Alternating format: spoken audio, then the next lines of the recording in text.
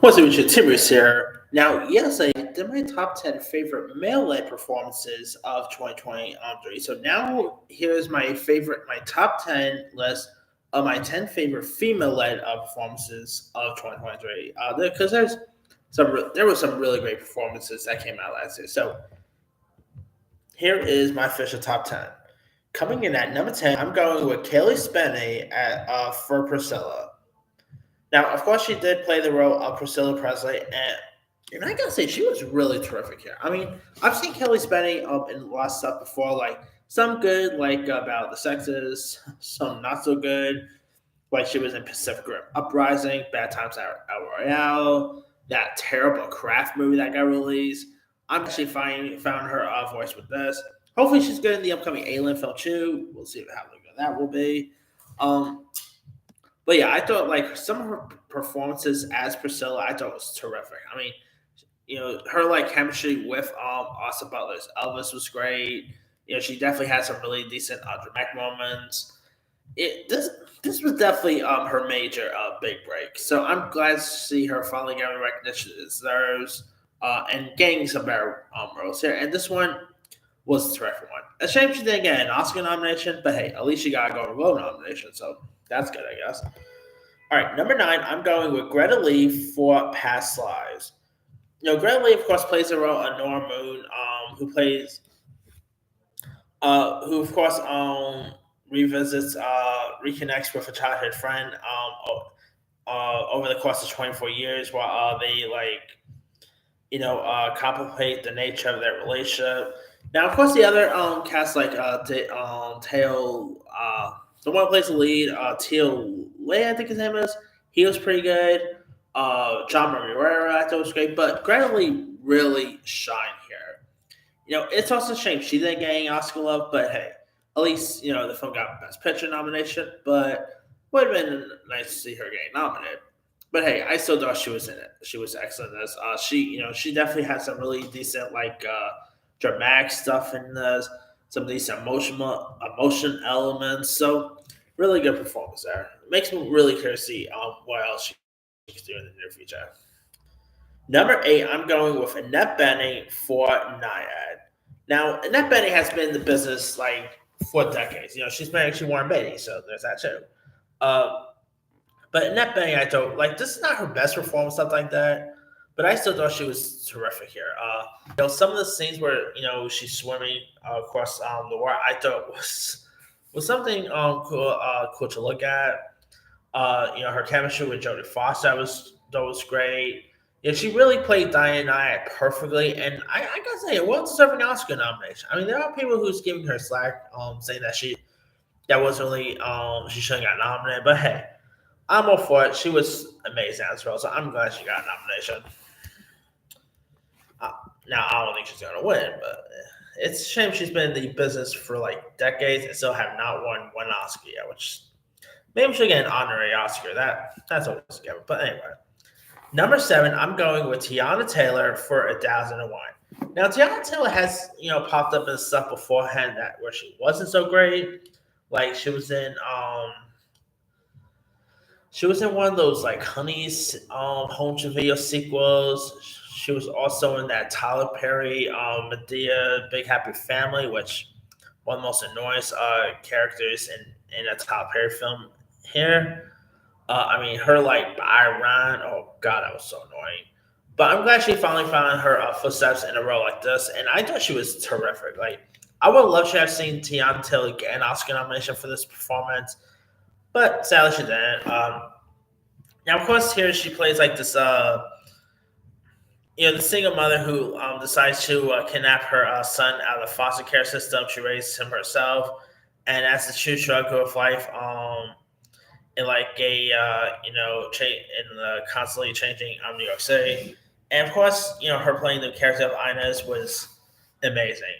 Definitely the best performance she's put out. Makes me want to see her, try her hand at more stuff. There's still words about her possibly playing Dionne Warwick. We'll see if that actually comes to fruition. Of course, she was in that not so good White Man remake. She was just Mary Magdalene in Book of Clarence. I'm really glad to see her trying her hand at more stuff and not doing I did not mind Tyler Perry's mid Big Happy Family, but definitely not a good performance in that. But hey, it is what it is. Hopefully, she'll find like she's a good singer too. So maybe she'll find that Oscar goer in the future. But anyway, number six, I'm going with Angela Ellis Taylor for Origin. Now how on earth did this one not get an Oscar nomination? Is beyond me. I mean, out of all the ones that did not get a nomination that's on my list, I really felt like Angela Ellis Taylor was snubbed. Like, I don't think she probably would have won, obviously, but she should have at least got a nomination. I thought she was excellent in this movie. Of course, playing the role of Isabel Wilkerson, she is excellent. Every way in her roles here. She has some very terrific emotional elements. She did some really cool narration moments in this. I just really adored her in this a lot. And of course, she did got an Oscar nomination before for King Richard, but to be honest, I think she was better in this than she was in King Richard. So, I mean, hopefully she'll get another Oscar nomination in the future, but yeah, she should have got one for Origin. I mean, Ava DuVernay knows how to give good performances out of her actors, so anyway, number five is the one I think is probably most likely to win out of this list, and that is Emma Stone for Poor Things. I adore her in this. I mean, the stuff that Emma Stone went through in this is insane. You know, I mean, this maybe not her best performance or anything. I still think she was a little better in La La Land, to be honest here. But I still adore her in this film a lot. She definitely had some really cool comedic timings, some cool dramatic elements. I just thought she was really terrific in this film. Here, of course, she plays the character of Bella Baxter / Victoria Blessington, and like she literally had to pretty much list before. She also had to go get down and dirty with Bruce Banner himself, so that's something there. But it's something that Emma Stone went through this. It's something I never expect to ever see her go through. Like, it's definitely a very different performance for Emma Stone. And hey, if she wins Best Actress, I won't complain because I think it would have been a well deserved. All right, number four is the one I'm surprised that did not get an Oscar nomination, and that is Margot Robbie for Barbie. I mean, she plays a tyro here. What more can you ask for? Margot Robbie, I thought was excellent in this movie. She definitely has some really cool comedic timing. She was really wonderful every inch. She definitely played her part very well here. Had great chemistry with Ryan Gosling. Again, this is not her best performance or anything. That would probably be I, Tonya, but still, I'm very still shocked she did not get an Oscar nomination. But hey, it is what it is, I guess. Number three, I'm going with Carey Mulligan for Maestro.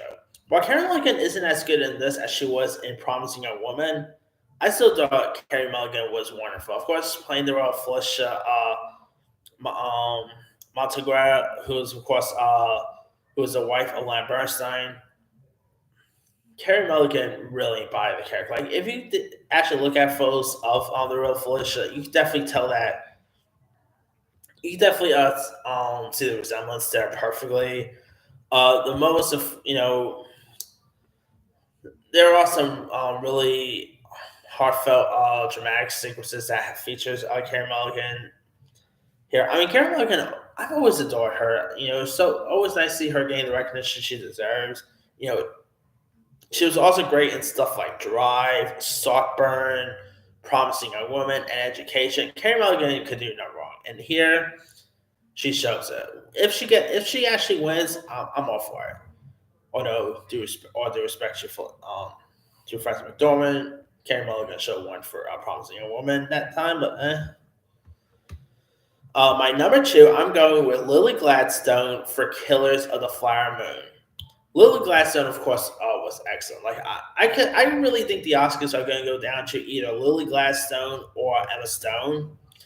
And if any one of them wins, I wouldn't complain at all.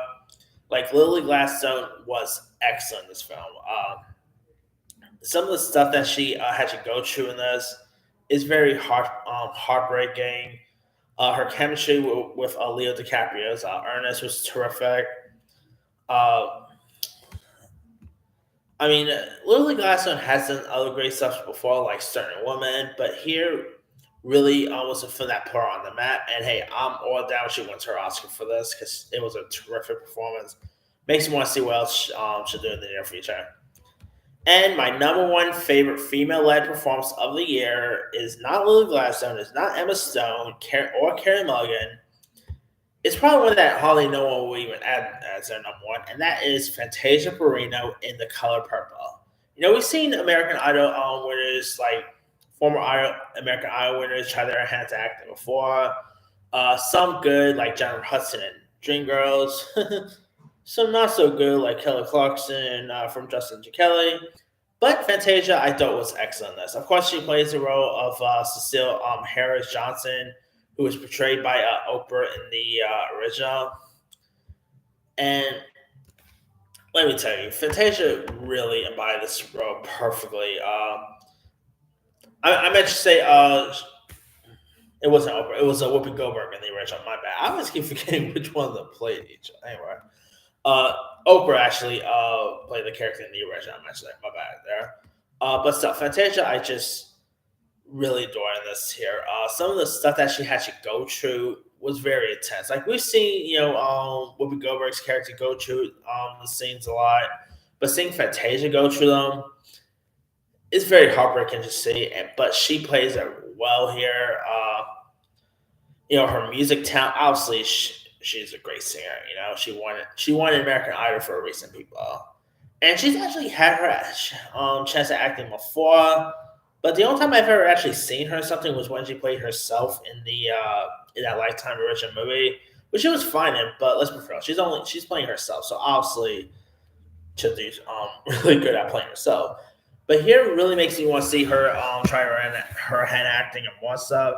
And I am so disappointed that she did not get an Oscar nomination. I mean, I don't think she probably should win, but I still think she should have at least got nominated because she was just excellent in this. But maybe she'll get another nomination in the near future. Who knows? But that is pretty much it there. Here is my quick rundown. 10, Kelly Spenny for Priscilla. 9, Greta Lee for Past Lives. 8, Annette Bening for Nyad. 7, Tiana Taylor for 1001. 6, Angela Ellis Taylor for Origin. 5, Emma Stone for Poor Things. 4, Margot Robbie for Barbie. 3, Carey Mulligan for My Show. 2, Lily Gladstone for Killers of the Flower Moon. And number 1, Fantasia Barrino for The Color Purple. Now, there's other ones I probably could have added too. Sandra Holler for Anatomy of a Fall. She was pretty good, but I kind of prefer these 10 a little more, to be honest with you. She'll probably be 11, to be honest with you. Eve Holson from Florida Sun was a great one. Meg Ryan for What Happens Later. Natalie Portman May December. Laurie Metcalf in Somewhere in Queens.